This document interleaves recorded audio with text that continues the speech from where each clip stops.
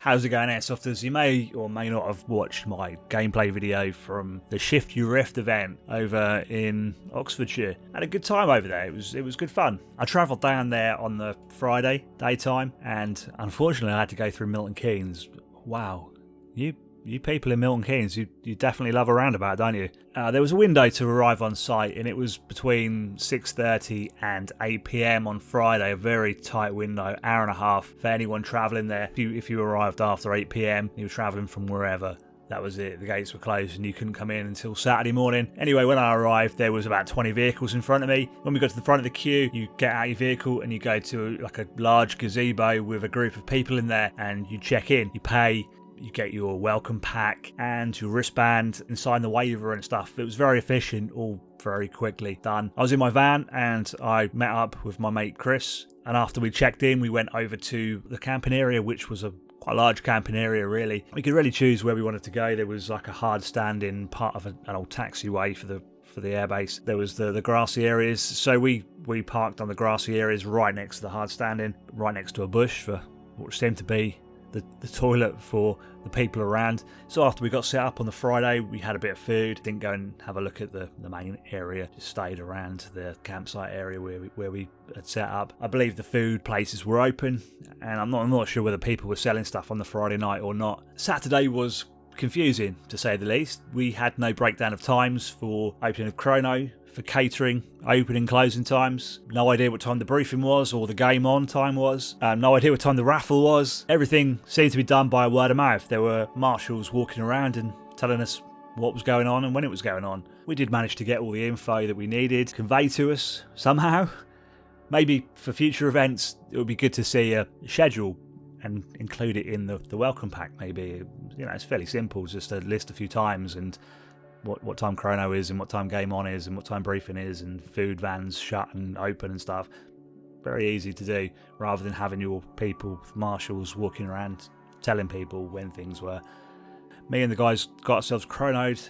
We were in the queue for no more than 10 minutes. It was not bad. I'm told there were 400 players there the Saturday, 400 plus players. So considering, I think the chrono opened really early, so the queue was, I think there's probably about 15, 20 people in front of me, and I queued for 10, 20 minutes. It was no drama really. They marked our replicas up, tagged with a cable tie, zip tie, and also tournament locked HPA bottles as well.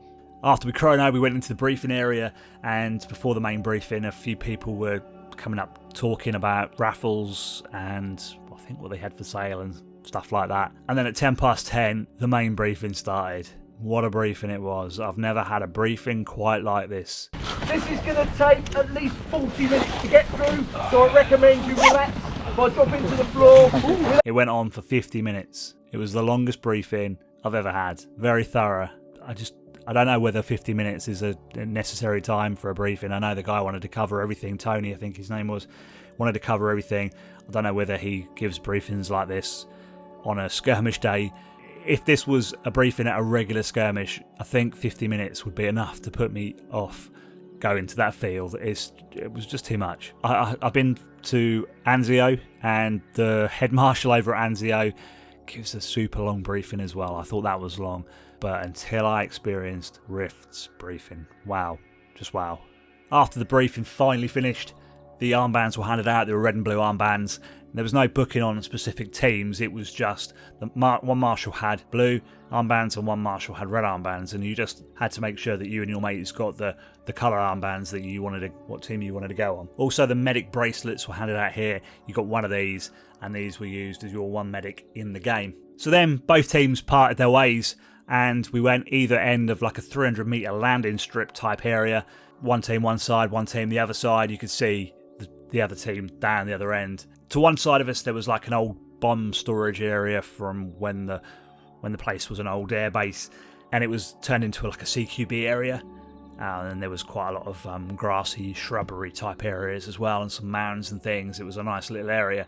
And then to the other side was a larger area, which was all woodland, scrub area, open grassy areas. There was a few ponds there, I think, as well, a very large area. And then finally the game on was called at 11:30. I then ran off with all my ghillie friends to no idea where we were going. I don't think any of us had any idea where we were going. We just the enemy were at our 12 o'clock and we just ran to the 10 o'clock, I think, and then just waited until we got contact. And there was plenty of contact. If you wanted to find a battle with somebody, you could easily. There was no walking for miles to find some action. You could go and find action really easily. There were various military vehicles in play I think there was 2 Snatch Land Rovers, there was a couple of tracked APCs, a Scorpion armoured vehicle, I think it was called, and you could get inside these and ride in them, which was awesome really. Their rules for the vehicles were quite strict though. You could not be within 5 metres of a running vehicle, which is fair enough. They don't want to have any injuries or fatalities. Obviously these are big heavy vehicles and vehicles and pedestrians don't mix very well. And for all the people that were there for the weekend, I didn't actually hear any problems between vehicles and people, which is a good thing. And a nice little touch they had, National Airsoft Festival, you should listen to this. They had a taxi service from the game entry exit point to the campsite. So it wasn't a far walk for me. Like I said earlier, we were the furthest ones away at about 400 metres walking. It's not too bad. But when you've had a long day running around all day, and it was quite a warm weekend as well, it was probably nice for some people to get in the back of a military vehicle and get ferried to their tents and camper vans, etc. National Airsoft Festival, you don't need to get a military truck to do this. Have you ever been to Great Yarmouth and seen that thing they have going up and down the seafront? It's like a train, but it's got carriages on it and people can just get in it and ride up and down the seafront. National Airsoft Festival, you need one of those. Anyway, there were stalls selling stuff all day Saturday and all day Sunday into early evening. I probably saw, I don't know, I want to guess that there were maybe 25, maybe give or take 5 or 10, 20, I'll say 25 stalls people selling their second-hand stuff, from anywhere from replicas to kit to accessories. And then there were towards the main area, there was, I think, like shops selling brand new kit as well. There was loads of stuff. You could kit yourself out easily. They're buying second hand and buying brand new, definitely. Then there was a building as well.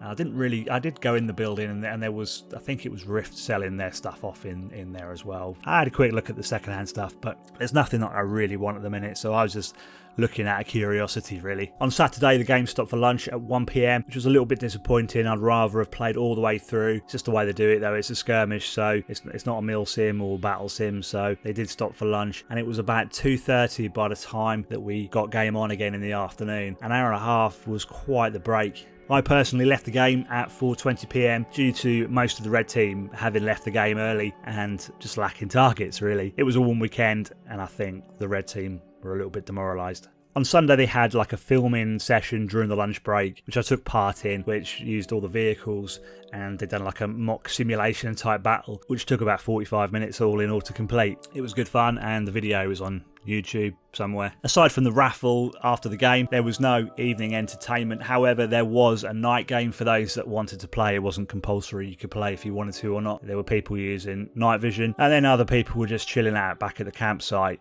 Some people were even getting Dominoes delivered to the gate and then meeting the Dominoes delivery bloke at the gate. The Dominoes delivery bloke must have wondered what the hell was going on, because he was just coming. We were near the gate and the Dominoes guy was just there constantly throughout the night, just delivering pizzas to people.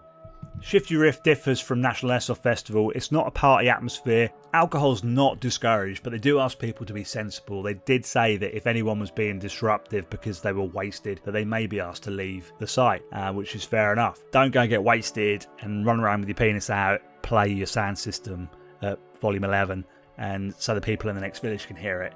They asked people to be respectful and sensible. Sunday, again, the chrono was necessary, and you did get a different colour tag put on your rifle for day 2. Unfortunately, it was then on to briefing again. And yes, it was a repeat of Saturday's briefing. I understand that there were new players there that needed briefing, but we all had different colour armbands. So I had a red armband because I was there for the weekend. There were people there that had different colour armbands if they were there Saturday, different colour armbands if they were there Sunday. There must be a way to bypass for people who had the briefing on Saturday, who were there for the weekend, to bypass that briefing on the Sunday. It was another 50-minute briefing again, with the same information, and people were sighing and groaning.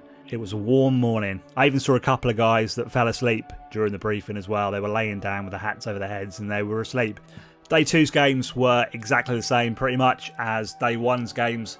Not that there was anything wrong with that. They were fun games and it was just like a giant skirmish really. It wasn't like a mill sim, battle sim, etc. It was just like a giant skirmish where you had a medic. And then when you've used your medic, you then go back to your respawn point. There were respawn points around the field that your team could capture, and then we had the hard respawn point for our team either end of that landing strip area. Sunday again had a raffle in the afternoon, and there were also some fun games going on throughout the weekend, and you could participate in a duel type game. So you were given a revolver and you would go back to back with the person. I think it was winner stays on or whatever. I actually asked if I could go up against Silly Gilly, who I was with, and we both had a go at it, and it was good fun. He shot the bottom of my foot and I missed him totally, so he won that one. And there was also like a practical shooting range as well, which me and Silly Gilly had a go on with our bolt actions, and I beat him on that one. I beat him even though he had a red dot. I beat him on that one. If you're thinking about going to Shift Your Rift next year, I would definitely recommend it. It really is a good fun weekend. Don't go there thinking it's going to be like the National Airsoft Festival, because it's not. I always say the National Airsoft Festival is maybe 60% social, 40% airsoft, where I would say that Shift Your Rift is maybe 30% social, 70% airsoft. It's definitely more catered towards airsofters. It's not quite as big as the National Airsoft Festival. Even though there was about 450 players on the field, it had no trouble coping with all of us. I think the player number was good. Maybe 100 less would have allowed us to be a bit more sneaky and flanky and stuff like that, you know. But I'm glad they didn't try and push any more people on that field. It was just the right amount of players for that field. And it's good that they didn't get greedy and try and squeeze more players into that event, because, you know, there are some companies out there that think of the money more than they do the airsoft experience, naming no names. So yeah, it was definitely good numbers. Ticket price for the event was £80 for the whole weekend. That's not bad at all, is it, considering you get 2 nights camping, 2 days airsoft, 1 night game airsoft, all the sales and everything, access to all that. The only downside I could see with the booking process was there was no deposit needed. So I wonder how many people actually booked the event and then didn't show up because there was no consequence for it. A friend of mine actually did want to come along. He didn't know that he could come until the last minute, but when he came to book, they were unfortunately sold out. Well, that's my review of the Shift Your Rift event. I hope you enjoyed it. I might make a thing of this. Quite enjoyed doing it, actually. If you did enjoy it, smash on that like button down the bottom there. And if you haven't already subscribed to my Camman Extra channel, hit that subscribe button as well for more just randomness, really. Random airsoft stuff. I'll see you in the next episode.